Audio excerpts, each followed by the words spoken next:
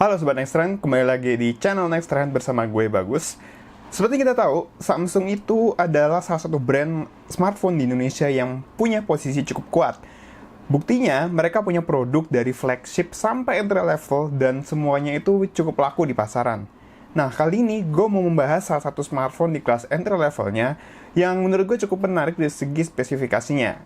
Ini dia Samsung Galaxy A11.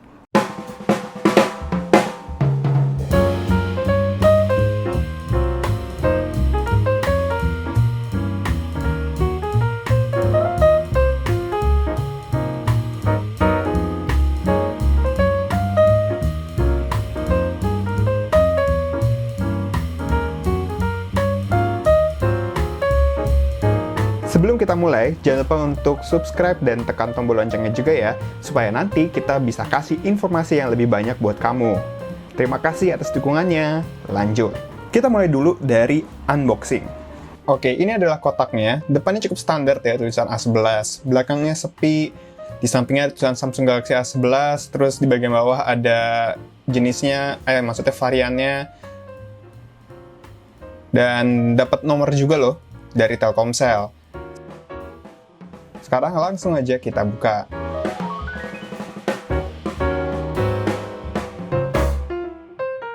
Nah, isinya ini cukup sederhana ya. Maklum sih, kotaknya juga enteng banget pas gue pegang. Di dalam kotak kecil ini cuman ada kitab-kitab doang, nggak ada case.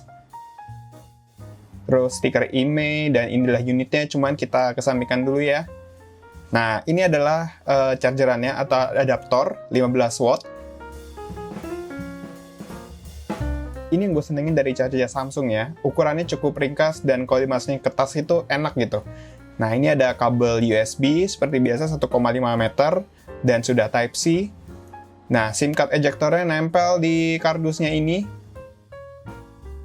Dan udah itu aja, nggak ada isinya lagi. Dan ini adalah unitnya. Tulisannya cukup minim ya, maklum HP basic.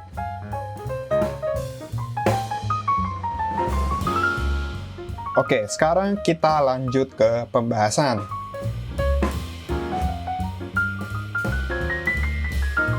Galaxy A11 yang gue dapatkan ini memiliki warna putih, sehingga pada panel belakangnya ini memiliki warna putih dan bahannya plastik. Dan panel plastiknya ini itu tuh sampai ke samping. Nah, di belakang kita dapat temukan yang namanya setup 3 kamera, LED flash, sensor sidik jari, dan merek Samsung. Sedangkan pada bagian atas kita mendapati satu buah mikrofon dan satu buah lubang jack 3,5 mm. Di bagian bawah terdapat satu mikrofon lagi, speaker grill, dan USB Type-C. Kehadiran USB Type-C ini sebenarnya salah satu upgrade ya kalau kita bandingkan dengan pendahulunya, yaitu Samsung Galaxy A10s.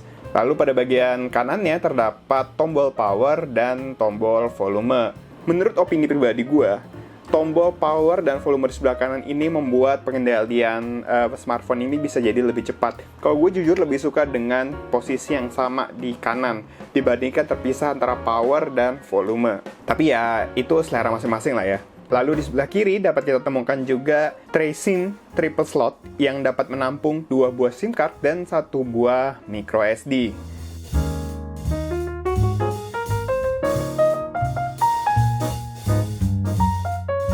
Nah, sekarang kita akan masuk ke spesifikasinya. Dimulai dari depan, yaitu layarnya. Layarnya ini pakai PLS TFT 6,4 inch HD+. Pasti banyak di antara kalian yang masih ragu dengan kualitas panel TFT yang ada di Galaxy A11 ini. Tapi percaya sama gua, panel TFT ini memiliki, apa istilahnya ya, warna ataupun kualitas gambar yang nggak jauh beda sama IPS. Kalau dibilang sama sih nggak juga ya, ada bedanya, cuma sedikit dan tidak begitu terasa. Kalau kalian lama pakai, ntar juga biasa kok. Selain itu, layarnya itu juga pakai desain punch hole khas Samsung yang disebut sebagai Infinity O. Dan ini adalah salah satu desain yang menurut gue cukup beda ya di kelasnya, dan cukup menarik. Infinity O ini sebenarnya desain yang cukup mewah ya, dan jarang kita temui di kelasnya. Jadi kalau lu lihat Galaxy A11 pertama kali dan lu orang awam, lu nggak akan mengira bahwa ini adalah perangkat entry level. Dan gue selama beberapa hari make buat nonton, itu tuh rasanya tuh luas gitu layarnya. Jadi nggak begitu terpengaruh sama notch-nya. Mungkin ada beberapa orang yang merasa terganggu dengan notch yang ada di Galaxy A11 ini. Cuman gue secara pribadi nggak ada masalah sih. Karena kalau dibandingkan dengan notch tipe lain kayak yang bentuk water drop, apalagi yang ponytable ala-ala iPhone, ini menurut gue jauh lebih baik. Di dalam notch ini terdapat satu buah kamera 8 megapiksel dengan bukaan f2.0 dan kemampuan merekam video hingga Full HD. Kalau ditanya kualitas gambarnya, ya menurut gue kas entry level lah ya. Memang sih beautifikasinya agak terlalu berlebihan, muka gue jadi mulus banget. Tapi kualitas gambarnya kalau menurut gue lumayan, cukup bagus dan cukup tajam. Meskipun kalau misalnya kalian pakai di bawah sinar matahari ya, seperti kamera itu struggle gitu menyimbangkan cahaya yang ada di muka lo dan background.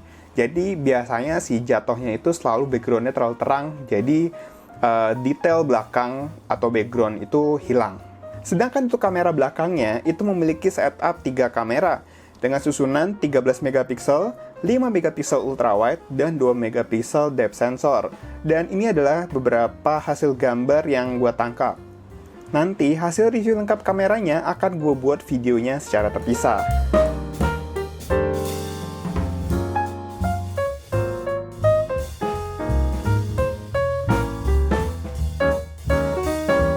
Selanjutnya adalah tentang dapur pacunya. Galaxy A11 ini menggunakan chipset dari Qualcomm yaitu Snapdragon 450 dengan fabrikasi 14nm, RAM 3GB, dan memori penyimpanan 32GB. Untuk pasar Indonesia, ya sebenarnya untuk pasar negara lain juga sih, karena setahu gue cuma ada satu varian ini yang dijual kepada konsumen. Jadi jangan mengharapkan RAM lebih atau memori penyimpanan lebih, kalian hanya dapat RAM 3GB dan penyimpanan 32GB. Kalau kalian ngomongin tentang bagaimana performanya, nanti juga akan ada videonya tersendiri. Sistem ini disokong oleh baterai 4000 mAh dengan dukungan pengisian daya 15 watt. Lalu, untuk sistem operasinya juga sudah berjalan menggunakan One UI 2.0 yang berbasiskan Android 10. Kalau kalian berminat, Galaxy A11 ini udah dijual loh di Indonesia, harganya Rp2.099.000. Jadi kesimpulan gue adalah, Galaxy A11 ini memiliki spesifikasi yang sangat basic di kelas entry level. Meskipun kehadiran kamera ultrawide-nya memberikan sedikit kemewahan dan juga fleksibilitas kepada konsumen yang menggunakan smartphone ini untuk foto-foto. Terus juga kehadiran desain layar Infinity O ini memberikan kesan layar luas yang lebih dapat dibandingkan desain dengan notch tetesan air, apalagi notch poni. Ya itu masalah selera sih, tapi selama gue pakai buat nonton, kesan luasnya itu dapat banget. Apalagi dia posisinya di kiri atas. Jadi kalau misalkan smartphone gue taruh secara horizontal, itu kan posisi berarti ada di kiri bawah, dan itu adalah salah satu sudut yang jarang banget gue lihat kalau lagi nonton. Terus juga ada USB Type-C, baterainya juga cukup besar yang dapat menunjang aktivitas kita sehari-hari. Gue sih udah pakai ya Galaxy A11 dan cukup kok untuk aktivitas sehari-hari seperti sosmedan, terus juga nonton, tapi asal bukan bermain game berat ya. Dengan spesifikasi seperti ini, Samsung Galaxy A11 itu cocok banget buat kalian yang lagi nyari HP dengan spesifikasi yang sangat basic, dengan sedikit kemewahan, dan tentu saja mereknya Samsung. Kalau kalian berminat, smartphone ini dibanderol dengan harga Rp2.099.000, dan kalian bisa langsung aja cek ke situs resminya Samsung atau cari di retail-retail yang sudah buka, terutama di masa pandemi ini ya, atau cari online aja, biar lebih aman.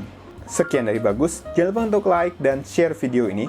Terus juga di kolom komentar pendapat kalian soal Samsung Galaxy A11, terutama dari segi spesifikasinya.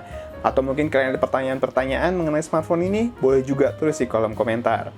Follow semua sosial media yang ada di deskripsi, jangan lupa subscribe, dan kunjungi juga situs nexttrend.grid.id untuk update berita teknologi dan techno lifestyle terkini.